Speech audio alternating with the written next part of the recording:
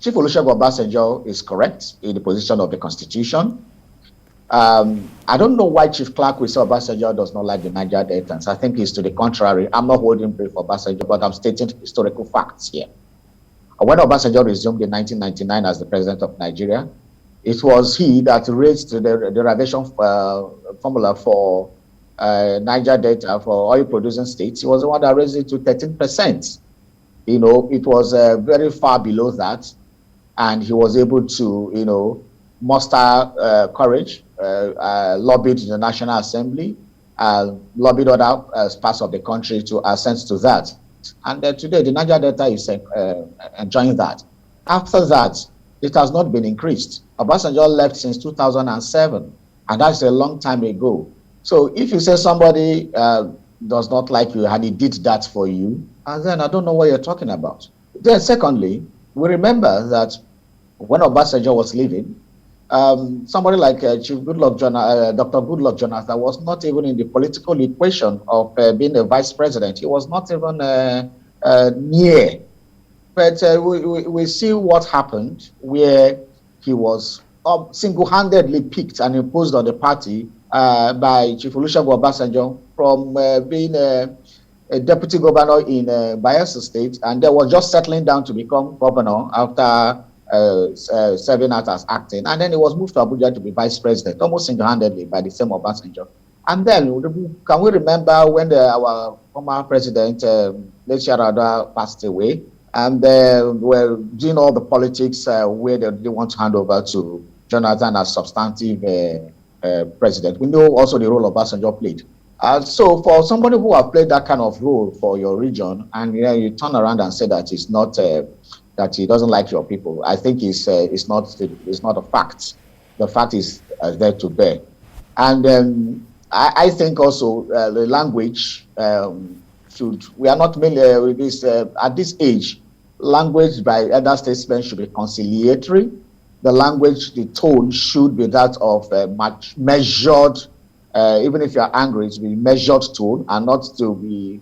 We will not be talking as if we are still a comrade of unionists who are just agitating or trying to posture for importance. So, having said that, the fact remains that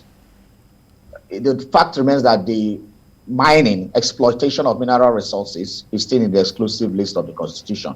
So nobody can lay claim to the fact that the oil belongs because it is in my state. The oil belongs here.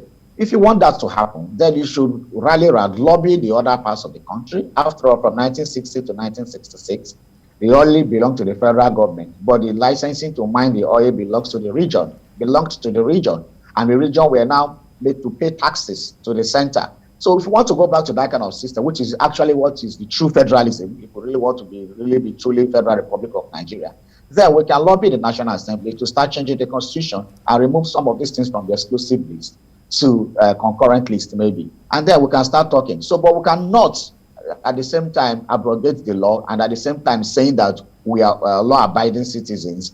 Whatever Zamfara is doing and however they are doing it, remember that if these things are in the exclusive list, they are not cast in stone. A law was made for man, not man for law. There may be lobbies, there may be licenses that can be issued by the Federal Ministry of in charge of that, solid minerals, or whatever ministry is in charge of that.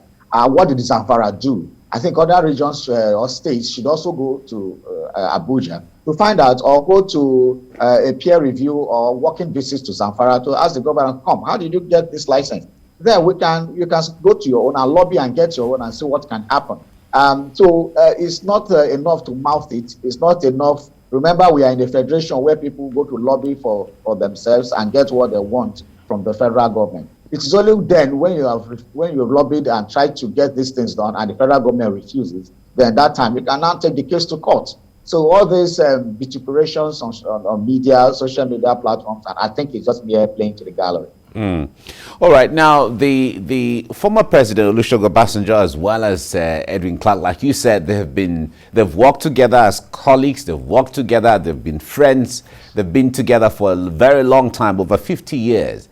They all have massive following when it comes to what they say, the impact of what they say on Nigerians, whether it's from their region or from anywhere else in the country. Now, talk to us from the perspective of the impact of what they are saying and how they are saying it on how their various supporters are taking it and how it is sinking in, either positively or negatively.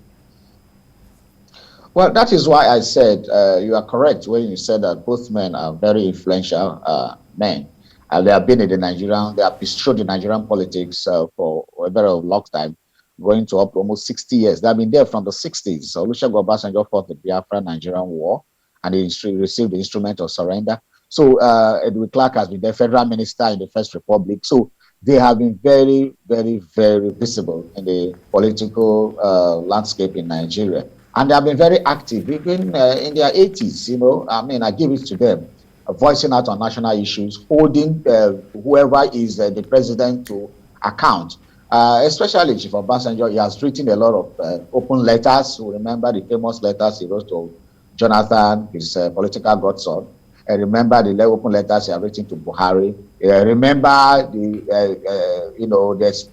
expressions he made that landed him in jail during Abuja time. So he has been vociferous in national issues. And he has written books, you know. I remember My Watch, you know, that, you know, he also wrote. So he has been there. He doesn't shy away from speaking out on national. The same thing with Chief Edwin Clark. So at this stage, they should be able to know how, because knowing that they have a lot of clout, because both men know the weight they have, and I know they don't toy with that. So for the younger ones, what message are they giving? In the letter Obasanjo wrote to Chief Clark, I can see he accused him of being a sectional, being clannish, and being a tribesman instead of a statesman. Those are heavy words. Are they true? Are there things we can examine and we interrogate in the space of the political lexicon of Nigeria? And then Obasanjo being accused of eating the people of the Niger Delta. So these are heavy words. And I think those men at that age should not be using this word. Right. Because these are things the younger generation can pick up, and then they start using it as a tool for acrimonious relationship between them.